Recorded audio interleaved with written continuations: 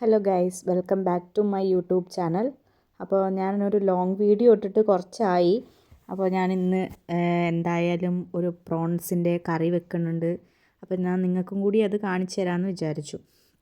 ഞാൻ ആദ്യമേ ഇത് ആക്കുന്നതിന് മുമ്പേ ഈ പ്രോൺസ് ക്ലീൻ ചെയ്യുന്ന സമയത്ത് ഞാൻ അതിൻ്റെ ഹെഡ് ഉണ്ടല്ലോ, അതിൻ്റെ തലഭാഗം മാത്രം മാറ്റി വെച്ച് ഒന്ന് വാഷ് ചെയ്തിട്ട് അത് നല്ല വെള്ളത്തിലിട്ടിട്ട് അതിൻ്റെ കൂടെ കുറച്ച് ഉപ്പും കുറച്ച് കരിവേപ്പിലയും ഒരു നുള്ള് മഞ്ഞൾപ്പൊടിയും ഇട്ട് ഒന്ന് തിളപ്പിച്ചെടുത്തിട്ട് ആ ഒരു സ്റ്റോക്ക് വെള്ളം ഉണ്ടല്ലോ അത് ഞാൻ മാറ്റി വെച്ചിട്ടുണ്ട് ആദ്യം തന്നെ.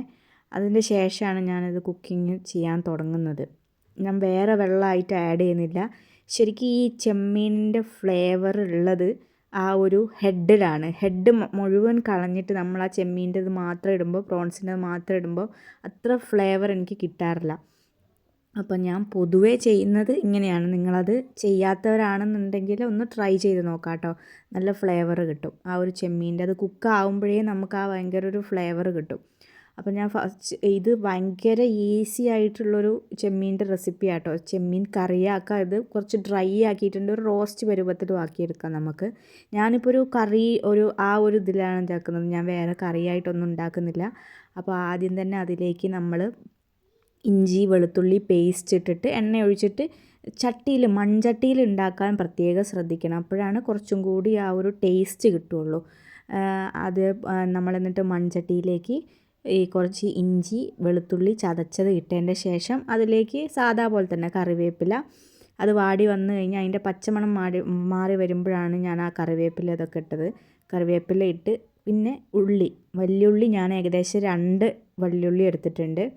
വലിയുള്ളി ഇട്ട് നല്ലോണം വഴറ്റി കുറച്ചൊന്ന് വാടി വരുമ്പോൾ അതിലേക്ക് തക്കാളി കൂടി ഇട്ടിട്ട്, ഞാൻ 1.5 തക്കാളിയാണ് എടുത്തിട്ടുള്ളത്. ആ ഒരു തക്കാളി ഞാൻ പച്ചമുളക് വേണ്ടവർക്ക് ഇടാം. ഞാൻ ഇവിടെ മോളും കൂടി കഴിക്കുന്നത് കൊണ്ട് കുറച്ച് എരിവ് കുറയ്ക്കാൻ വേണ്ടിയിട്ട് കുറച്ച് ഞാൻ അത് ആഡ് ചെയ്തിട്ടില്ല. ഞാൻ പച്ചമുളക് ആഡ് ചെയ്തിട്ടില്ല കേട്ടോ. എന്നിട്ട് പച്ചമുളക് വേണ്ടവർക്ക് പച്ചമുളകും കൂടി ആഡ് ചെയ്ത് അത് നല്ല രീതിയിൽ വഴറ്റിയതിൻ്റെ ശേഷം മസാലയായിട്ട് നമുക്ക് മഞ്ഞൾപ്പൊടിയും മുളക് പൊടിയും മാത്രമേ വേണ്ടുള്ളൂ കേട്ടോ. അത് നമ്മൾ ഇതിനനുസരിച്ചിട്ട് അത്ര നമ്മൾ തക്കാളി ഉള്ളിയൊക്കെ എത്രയാണോ എടുക്കുന്നത് അതിനനുസരിച്ച് നമ്മൾ ആ ഒരു കാൽക്കുലേഷനിൽ ഇട്ടാൽ മതി. വേറെ ഒന്നും ഇതിലേക്ക് ആഡ് ചെയ്യേണ്ട ആവശ്യമില്ല. ഭയങ്കര ഈസി ആയിട്ടുള്ളതാണ്. ശേഷം നമ്മൾ അതിൻ്റെ പച്ചമണം മാറിക്കഴിഞ്ഞാൽ, ആ മസാലേൻ്റെ പച്ചമണം മാറിക്കഴിഞ്ഞാൽ അതിലേക്ക് പ്രോൺസ് ആഡ് ചെയ്തിട്ട് നല്ല രീതിയിൽ തന്നെ അടച്ചിട്ട് കുക്ക് ചെയ്യുക. ഒരു 5 to 8 മിനിറ്റ്സ് അത്രമാത്രം മതി കേട്ടോ. ഞാൻ കറി പരുവത്തിലായതുകൊണ്ടാണ് ഇങ്ങനെ പറഞ്ഞത്. അല്ലാതെ ഗ്രേവി ആക്കണമെങ്കിൽ ആ ഒരു വെള്ളം നമുക്ക് വറ്റണ വരെ ഒന്ന് നല്ല രീതിയിൽ കുക്ക് ചെയ്തെടുത്തിട്ടുണ്ടെന്നുണ്ടെങ്കിൽ ഭയങ്കര ടേസ്റ്റാണ്. ഇത് കുക്കാവുമ്പോൾ തന്നെ നമുക്ക് ആ ഒരു ഫ്ലേവർ നല്ല രീതിയിൽ കിട്ടും കേട്ടോ. അപ്പോൾ നമ്മളതൊക്കെ ഉണ്ടാക്കിയതിൻ്റെ ശേഷം ഇന്ന് ഭക്ഷണം കഴിക്കുകയാണ്. ഭക്ഷണം കഴിക്കുക ഇതൊക്കെയാട്ടോ ഐറ്റംസ് ഉള്ളത്.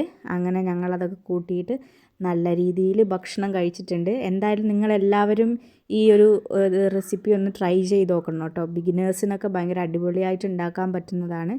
അപ്പോൾ thank you for watching my video. Do subscribe.